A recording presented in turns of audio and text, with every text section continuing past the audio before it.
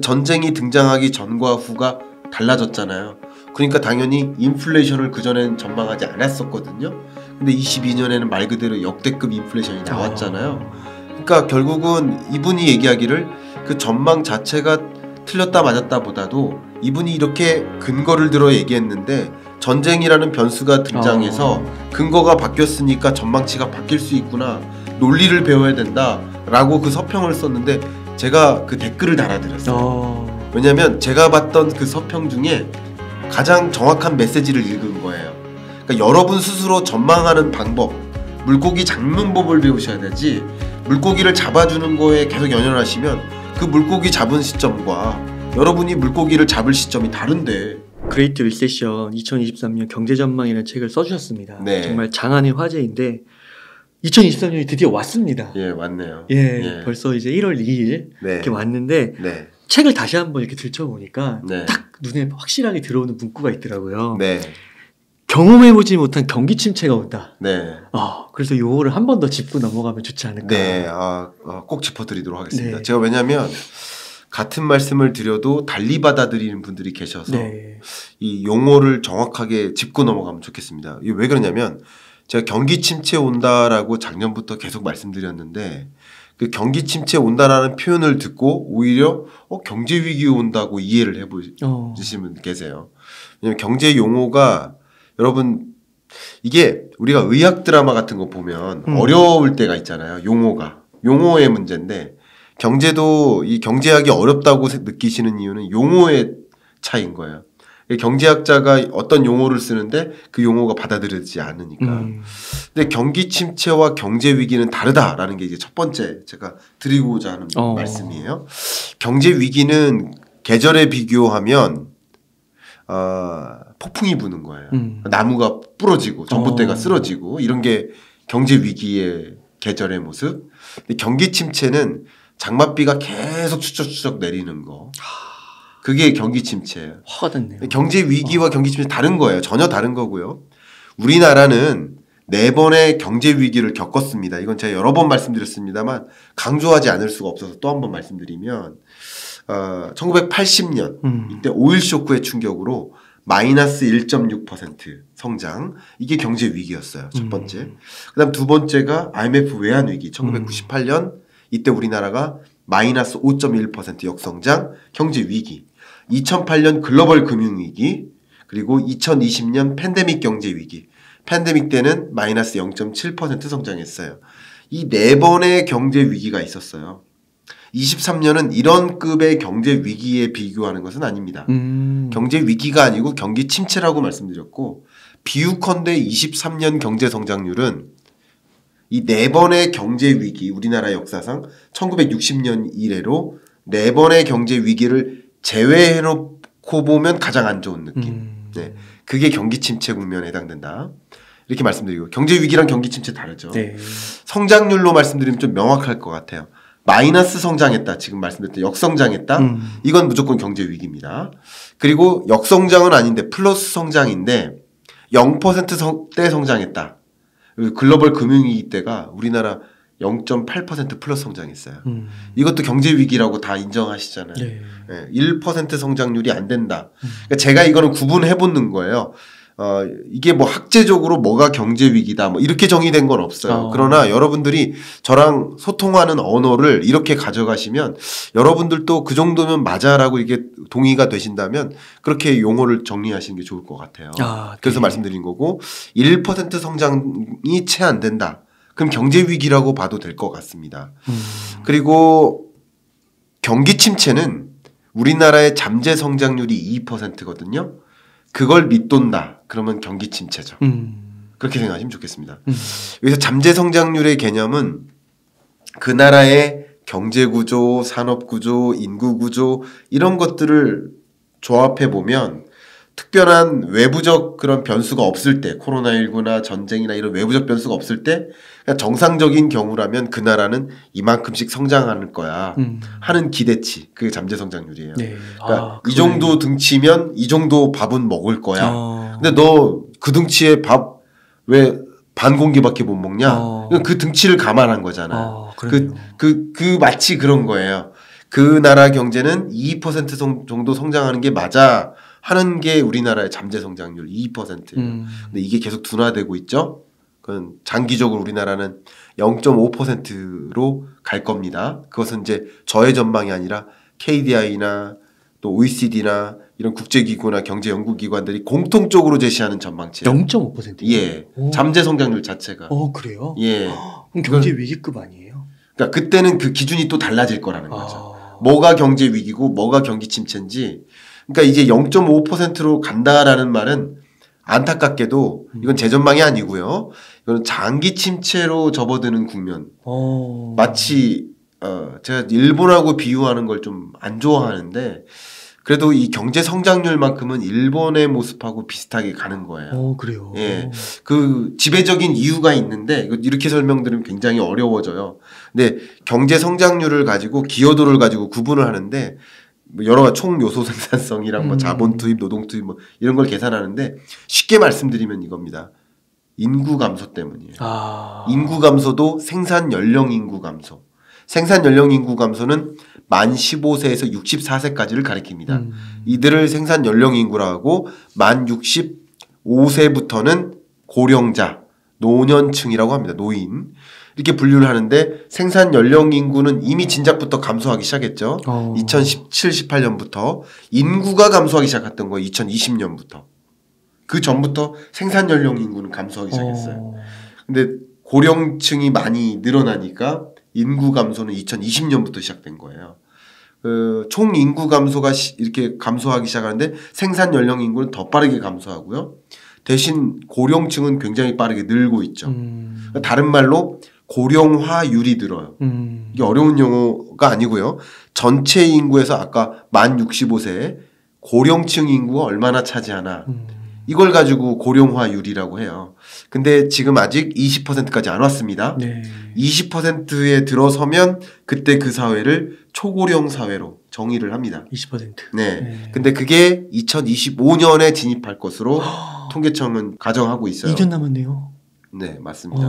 그러니까 23년, 24년은 그런 초고령 사회 진입에 대한 준비까지 구조적인 변화까지 맞물리는 거야. 일시적인 경기 침체와 구조적인 이런. 그러니까 이게 장기 침체로 갈 가능성도 상대적으로 많아요. 그러니까 다른 말로 세계 경제는 중기 침체인데 어쩌면 우리나라는 안타깝게도 그런 침체와 맞물려서 장기 침체로 갈 수도 있겠다. 이게 무슨 말씀이냐면 이렇게 비유하는 게 좀 죄송스럽지만 우리 건장한 사람들은 뭐 길 가다가 한번 쓰러지면 다시 일어나고 뭐 하루 이게 쉬면 딱 할 수 있잖아요. 근데 지병이 있으시거나 어르신 분들은 한번 쓰러지면 그것 때문에 아예 활발하게 활동하기가 어려운 계기가 될 수 있잖아요. 마치 그런 느낌이에요. 구조적인 변화와 일시적인 충격이 같이 마중물 역할을 하는 그런 지점이 23, 24년이기 때문에 정말 제가 이걸 단정짓고 말씀드리기보다는 이런 어려운 국면에 우리가 정말 중차대한 순간에 진입했고 그냥 방심할 틈이 없다라는 걸 강조하고요. 정책적인 측면에서도 일시적인 이런 충격 요인을 빨리 극복할 필요가 있지만 구조적으로 우리나라가 당면한 이런 문제들 해결하지 않으면 이게 무슨 말이냐면 예를 들면 경기가 침체되죠. 금리가 올라가죠. 기업들이 뭐 해요? 현금을 그리고 현금 쌓아놓고 투자 안 해요. 네. 신사업 진출 안 해요. 그러면 이제 경기 침체가 마감됐더라도 불확실성 뭐 또 코로나19 언제 터질지 몰라. 전쟁 또 언제 터질지 몰라. 그런 최근에 겪었던 일시적인 요인들이 계속 지배해요. 거기다가 중장기적인 이런 구조 변화 잠재 성장률의 둔화. 그러니까 이렇게 하다 보면 적극적으로 신사업 자체에 진출하지 않아. 이게 뭐예요? 역동성이 떨어지는 거죠. 그러니까 그게 잃어버린 30년이에요. 일본에. 그래서 제가 걱정이라는 거죠. 네. 교수님 이거 좀 너무 먼 미래 같기도 하지만 네. 그 과학기술, 로봇, 자동화 이런 걸로는 조금 뭐 해결이 안 되는 문제. 그러니까 해결된다기보다 네. 그런 영역으로 빨리 대체를 하고 기업들이 역동적으로 그런 산업으로 뛰어들어야 돼. 또 이렇게 가야 돼. 하는 액션이 취해지면 좋은데 네. 2023년에는 경기 침체 국면에서 그 신규 투자를 아낍니다. R&D 예산을 줄여요. 기업들이 갖고 있는 R&D 예산 규모를 줄여. 왜 그러냐면 경기 침체 국면에서 기업들이 허리띠 졸라매기를 하잖아요. 뭐부터 줄일까요? 당장 R&D. 돈 안 되는 것부터 줄입니다. 당장 돈 안 되는 게 교육비예요. 그리고 R&D 예산 같은 거. 광고비도 좀 줄이고요. 이게 무슨 얘기냐. 그런 과정에서 교육은 결국 생산성을 높이는 거잖아요. 그 인력의 생산성 자체를 높이는 거잖아요. 그럼 생산성이 안 늘어난다는 뜻이죠. 교육비 투입을 줄인다는 얘기는. 단편적으로 해석할 필요는 없지만 전반적으로 그렇게 그리면 돼요. 그림을. 근데 R&D 투자를 줄인다는 것은 지금 투자 줄이는 건 그렇게 큰 문제는 아니에요. 경기 침체 국면에 그렇게 대응할 필요성도 있을 것 같아요. 다만 다음 먹거리가 없어진다는 뜻이죠. 미래가 없네요. 맞습니까? 네. 그런 거죠. 그러니까 결국 경기 침체 국면에 여기 이 소용돌이라고 제가 표현했었는데 스파이럴, 소용돌이에 빠질 수 있는 그 이유가 이 경기 침체에 한번 빠지면 역동성을 잃고 그리고 그걸 잠재적으로 이 총수나 경영자들이 그걸 의식하고 보수적으로 경영하려고 하고 계속 계산기 두드리는 거죠. 미래 전략을 추진하거나 뭔가를 이렇게 이게 뭐냐면요. 기업이 구성이 여러분 경영학 공부하셨으니까 아시겠지만 이 부서가 마케팅부 그리고 회계부, 재무부, 전략부, 맞습니다. 뭐 인사부, 그리고 공급사슬, 생산부, 뭐 그런 거. 구매부 이게 쭉 나눠져 있잖아요. 네. 근데 이렇게 경기 침체 국면에서는 상대적으로 재무부나 상대적인 거예요. 회계부 이쪽의 영향력이 좀 더 커져요. 쫄라매야 되니까. 네. 그럼 이들이 예산을 쉽게 말하면 정부로 치면 기획재정부예요. 예산을 더 짜요. 그러니까 야 예산 삭감해 전략 우리 위기 극복해야 돼. 그게 위기 경영 전략이에요. 그런데 아무래도 호황기에는 전략 부서의 힘이 더 실리겠죠. 네. 이해가죠? 아 미래의 먹거리를. 그렇죠. 기업 경영이라는 관점에서도 이 부서가 누가 더 힘이 실리느냐. 근데 어쨌든 예산 쪼여라. 다 각자 낭비되는 거 없애라. 이런 식으로 더 접근을 하는 국면이 23년이기 때문에 상대적으로 다음 단계로 도약할 그런 기회를 잃을 수도 있는데 정말 우리나라가 일시적으로 23년, 24년 침체 국면 지나서 다시 도약하기 위한 준비를 해야 되는데 이런 좀 중차대한 숙제가 좀 앞에 있다라는 것을 가정하고 움직일 필요가 있지 않을까 이런 생각을 합니다. 이 현재의 국면에다가 인구 문제까지 결합해서 보니까 네. 정말로 경험해보지 못한 한 네. 번도 경험해보지 못한 이 근데 문구가 화가 나네요. 이건 중장기적인 것이고요. 제가 궁극적으로 경험해보지 못한 23년 경기 침체가 온다라는 그 표현을 쓴 이유는 일단 여러분들이 어떤 전망을 따르실지 상관없습니다만 일단 한국은행의 전망에 기초해서 말씀드릴게요. 23년 상반기에 한국은행의 성장률 전망치가 23년 상반기가 1.3%예요. 그런데 상반기 물가 상승률은 4.1%예요. 자, 이게 뭐냐면 고물가 저성장이죠. 이해가시죠? 맞네요. 근데 제가 22년 한 해는 이미 제가 긴축의 시대라는 책을 소개하러 이 자리에 왔을 때도 그런 말씀 드렸는데 스태그플레이션이 아니다. 체감적으로는 스태그플레이션이지만 스태그플레이션이라는 정의에 부합하지 않기 때문에 저는 스태그플레이션이라는 용어에 동의할 수 없다. 22년 경제가 22년 경제를 잘 보시면 물가 상승률이 대략 5.1%입니다. 연간. 그리고 성장률은 2.5%예요. 네. 그럼 이것은 인플레이션 시대에 가까워요. 22년은 성장률이 더 낮아져야 되는 거군요. 성장률이 잠재 성장률을 밑돌아야 경기 침체라는 용어에 부합하니까 그래서 제가 체감적 스태그플레이션이라고 했던 거예요. 네. 여러분들이 체감하시기에는 너무나 안 좋은 성장, 안 좋은 경제. 그런데 고물가니까 스태그플레이션이라고 하실 수 있지만 근데 그건 체감적인 것이지 정의상 스태그플레이션은 아니다. 네. 그래서 말씀드렸던 거고. 네. 그런데 23년 상반기는 체감이 아니라 실제 정의에 부합하는 스태그플레이션이라는 거죠. 맞네요. 그죠? 1.5%도 채 안 되는 상반기 그리고 4%를 넘는 고물가 이게 동시에 중첩되니까 스태그플레이션이고요. 여러분께서 체감 가기 쉽게 제가 항상 이런 식으로 표현하는데 질문 한번 드려보겠습니다. 물가는 치솟지만 소득이 같이 증가해요. 괜찮으세요? 그러면 좀 낫지 않나요? 그나마 괜찮죠. 예. 그래요. 좋은 건 아니지만 괜찮아요. 예. 또 소득은 줄어들지만 물가가 같이 떨어져줘요. 그래도 괜찮아요. 그래도 그나마 괜찮죠. 네. 기분은 나쁘지만 둘 다 안 좋은 겁니다. 근데 물가는 치솟는데 소득만 떨어져줘요. 괜찮습니까? 최악인 것 같은데. 최악이죠. 네. 그게 스태그플레이션이에요. 둘 다 오르는 거는 인플레이션 경제고요. 둘 다 떨어지는 건 디플레이션 경제인데 23년 상반기의 모습은 한국은행의 전망이 다 맞다고 가정하더라도 제가 얘기하는 게 아니라 한국은행의 전망치가 스태그플레이션을 전망하는 거고요. 한국은행보다 정부는 기획재정부는 더 나쁘게 전망하고 있고 그리고 오늘 아침에 김윤 교수님 만나셨죠? 아마 그 영상 같이 보셨을 것 같은데 김윤 교수님 더 나쁘게 전망하고 있잖아요. 이게 뭐냐요? 이게 뭡니까? 스태그플레이션인 거예요. 23년 상반기가. 근데 우리 경제를 놓고 봤을 때 아직까지 스태그플레이션을 경험해 보지는 못했을 것 같아요. 인플레이션은 경험했고요. 디플레이션까지는 아니래도 디플레이션에 가까운 혹은 디플레이션이 우려됐던 경제가 있어요. 2019년, 20년입니다. 0%대 물가 상승률.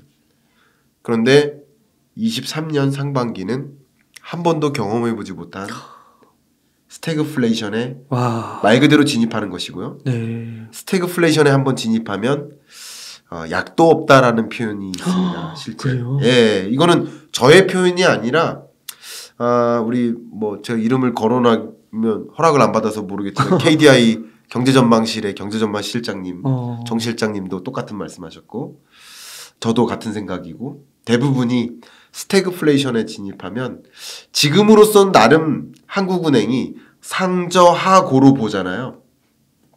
근데 이 스태그플레이션에 처했다가 회복되지 못하면 계속 그렇게 가는 거고요. 계속 그렇게 가다가 그 다음 우리가 만나야 될 구조적 변화가 앞에 말씀드렸던 인구 문제인 거예요. 그러니까 이거는 녹록치 않은 거죠. 교수님 그 질문이 두 가지가 생각나는데 좋습니다. 한국은행의 전망치요. 네.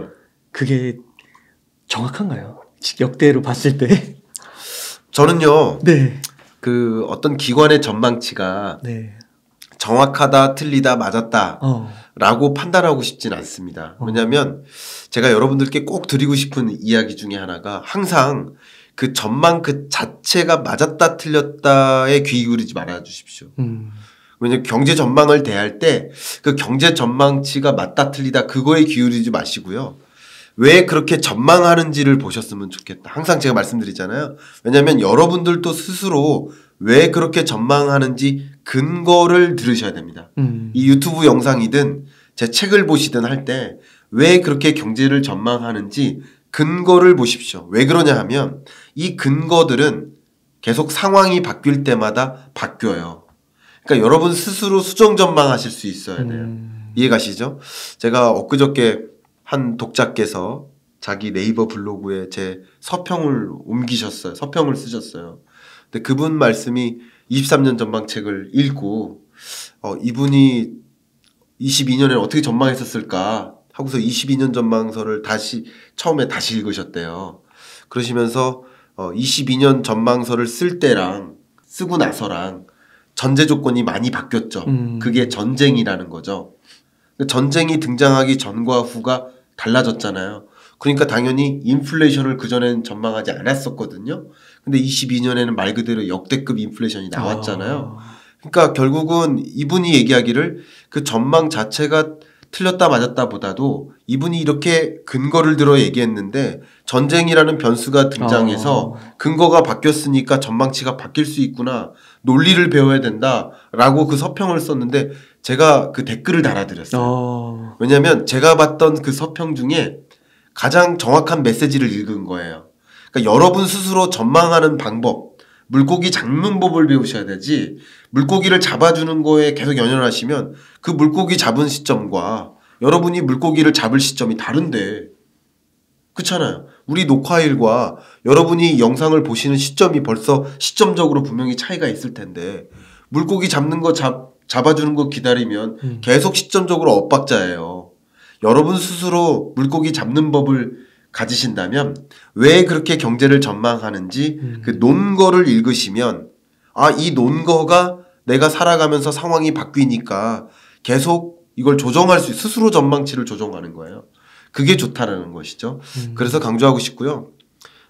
제가 10월 달에 경제 성장률 전망치를 1.9%로 제시했고 물론 하단은 1.4%이지만 KDI가 이어서 1.8%, 한국은행이 1.7%로 제시했고 기획재정부가 1.6%를 제시했어요. 시점적으로 차이가 있어요. 근데 저보고 지금 다시 수정치를 제시해라 그러면 또 한 단계 하향 조정할 것 같아요. 그러니까 지금은 제가 제시했던 시나리오가 3개였는데 중간에 해당하는 시나리오는 깨져가는 것 같고요. 가장 안 좋은 전제, 비관적인 전제, 그 전제가 1.4%인데 지금은 1.4%에 부합하지 않나 이렇게 지금 수정하고 있습니다. IMF도 지난 10월에 세계 경제 성장률 전망치를 제시했는데 그때 23년 경제는 2.7% 정도 상승할 거야 이렇게 전망을 했거든요. 세계 경제 성장률을. 근데 1월 달에 지금 IMF 경제 전망 보고서 새롭게 나오겠지만 당연히 하향 조정될 것 같고요. 그래요. 저는 2%대 초반으로 세계 경제 성장률을 그렇구나. 세계 경제 성장률은 기준선을 3.5로 잡으면 좋습니다. 그러면 3.5에서 22년이 3.2 안 좋죠. 둔화. 그리고 3%마저 밑도는 23년 경제를 2.7로 전망했다가 이게 또 하향 조정될 거라는 거죠. 이렇게 시간이 지나면서 생각하지 못했던 또 다른 변수들이 등장하고 또 예를 들어서 전쟁이 장기화된다든가 코로나19 종식이 더 연장된다든가 이런 것들은 추가적으로 조정될 요소이기 때문에 계속 그런 것들을 반영하면서 스스로 잠재적으로 이렇게 경제를 보는 스탠스를 바꿔나가실 필요가 있는 거죠. 경제는 생물이니까 그게 경제를 바라보는 좋은 자세가 아닐까. 누구 맨날 틀리잖아 누구 맨날 틀리잖아 이거는 그렇게 중요한 게 아니라고 생각을 개인적으로 합니다. 그러니까 이게 한 번도 경험해보지 못한 경기 침체가 온다고 하니까 뭔가 틀렸으면 좋겠는 그런 맞아요. 바람이 있었지만 지금 현재 주어진 조건들을 봤을 때는 거의 대다수의 이 조건으로 봤을 때는 그렇게 예측을 하고 있는 거네요. 정말. 틀렸으면 좋겠는데 주요 전망치들이 틀리겠죠. 왜냐하면 보세요. 제 전망, 김영익 교수님 전망, 그리고 한국은행, KDI, 기획재정부의 전망, IMF의 전망 다 다르잖아요. 그럼 맞으려면 이 중에 하나만 맞거나 아니면 다 틀리거나 밖에 없잖아요. 그러니까 틀릴 가능성이 더 높은 거죠. 근데 뭐 숫자적으로 봤을 때는 다 비슷한 경기 침체를 말하는 것 같아서. 만약에 틀린다면 죄송하지만 안 좋은 방향으로 틀릴 거라는 거죠. 지금의 그 시나리오를 보면 왜냐하면 전쟁의 종식이 이미 건너갔습니다. 올해 안에 종식될 걸 전제로 했을 때 1.9로 전망했거든요. 근데 올해 22년 안에 근데 벌써 23년 바뀌었죠. 23년에는 또 전쟁이 얼마나 장기화될 것이고 전쟁이 종식된다 하더라도 경제 제재를 과연 풀 것인지 이게 또 다른 물음표이기 때문에 그런 것들을 여러분이 추가 반영하면서 여러분 스스로 전망하는 습관을 가져보시는 것도 도움이 되지 않을까. 저는 늘 말씀드리는 게 물고기 잡는 거에 연연하지 마십시오. 그 누구도 여러분 물고기 안 잡아줍니다. 그냥 물고기 잡는 법을 여러분 스스로 습득하셨으면 좋겠다. 23년의 목표를 좀 그렇게 가져가시면 어떨까 그냥 의견 드립니다. 그러면 상반기까지는 올해 상반기는 이제 스태그플레이션이라고 할 수 있다면 3분기, 4분기로 가면 조금 상황은 나아질 수 있을까요? 현재로서는 하반기에 그래도 물가 상승률의 레벨 자체가 상반기 4 그리고 하반기 3 이 정도로 우리나라가 떨어질 거로 보고 있습니다. 그럼 하반기가 3이란 얘기는 소위 말해서 이런 느낌이죠. 7월부터 시작해서 뭐 3.5에서 시작해가지고 2.5까지 떨어지는 느낌? 그런 느낌이면 평균적으로 3% 상승하는 거잖아요. 그런 느낌으로 갈 것이기 때문에 이것은 스태그플레이션에 부합하지 않죠. 물가 상승률 자체가. 현재의 한국은행 전망치로는 그렇게 되고 근데 만약에 물가를 못 잡는다. 그래서 제가 뭐 방송에서 왜 이 시점에 제가 왜 이런 말씀 드리냐면 정부가 혹은 정책 기조가 이 공사들의 방망 경영을 해소하고 효율화하고 이들의 뭐 경영 역량을 길러나가고 민영화하고 이런 거는 아마 온 국민이 추진해야 될 바임을 동의할 거라고 생각해요. 저도 동의하고요. 다만 그런 정책마저도 시점이 있다라고 생각을 해요. 저는 항상 시점이 있다고 생각합니다. 만약에 2019, 20년에 그걸 추진했다. 저는 동의합니다. 근데 왜 22년, 23년에 그런 굳이 왜 22년, 23년에 인플레이션이 숙제일 때, 스태그플레이션이 숙제일 때 왜 이 지점에 방만경영 해소를 추진할까? 왜냐하면 방만경영 해소를 추진한 한국전력공사의 방만경영을 해소하는 노력은 전기세 인상으로 작용돼요. 교통공사, 도시철도공사 이들의 방만경영 해소는 역시 교통요금 인상으로 추진될 수밖에 없어요. 한국가스공사의 경영 효율화는 가스요금 상승으로밖에 연결이 되지 않아요. 그럼 이것은 결국 물가 잡는데 중앙은행이 엄청나게 노력하고 있는데 그 노력에도 불구하고 물가 잡는데 계속 그 시점이 연기될 수밖에 없는, 그러니까 물가 잡는 속도가 더 더디게 될 수 있는, 일단 물가를 잡고 나머지를 좀 잡는 과정이 있어야 되는데 그런 것들이 좀 저는 아쉽다고 말씀을 몇 번 드렸던 적이 있어요. 웅달님하고도 그런 얘기를 나눴던 것 같은데, 그러니까 이런 것들이 계속 다른 나라들은 이제 물가 상승률을 거의 다 잡고 있는데 우리나라만 막 공공요금 막 다 올려버리면 물가 못 잡고, 그렇죠.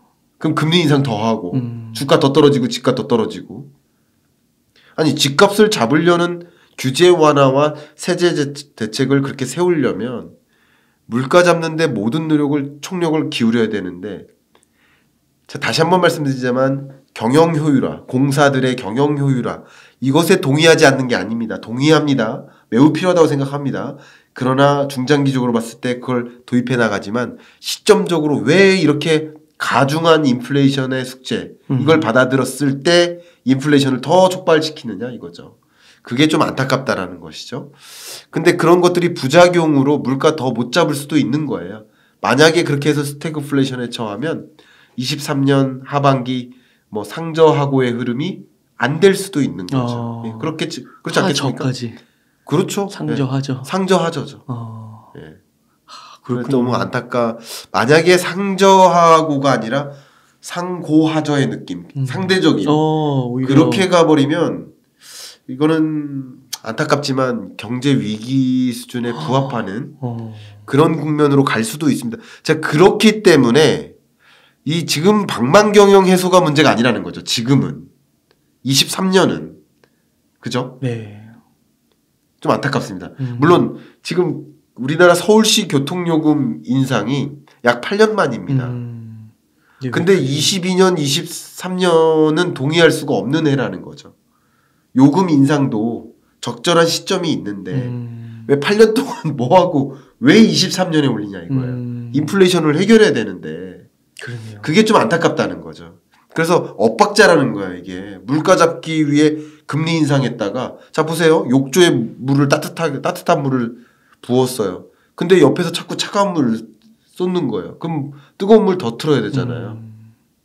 그러니까 이게 엇박자가 자꾸 나타나는 게 안타깝다라는 거죠. 제가 절대 방만경영 해소나 공사에 그런 문제가 없다라는 뜻이 아니라 그런 중장기적인 어떤 공약 이행이라든가 정책 방향성조차도 적절한 시점이 있겠다.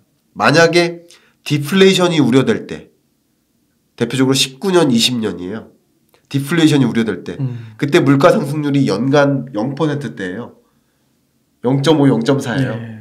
그리고 어떤 달은 마이너스 물가를 찍은 적이 있어요. 그때 막 디플레 전쟁 이런 얘기 많이 나왔던 것 같아요. 그때 공공요금 인상하는 거 좋죠. 그러겠네요. 그죠? 네. 적정 물가를 위해서. 인플레는 해야지. 시점이 있다는 거죠. 정책도 시점을 구분해야 돼요. 시대를 규명해야 되고 경영 의사결정을 하는 기업도 시대를 구분해야 돼요. 가게도 마찬가지예요. 시대를 구분하지 못하고 정책 의사결정하면 안 된다. 제가 지난번에 말씀드렸던 그게 철부지에 부합하는 특성이다. 이 뜻입니다.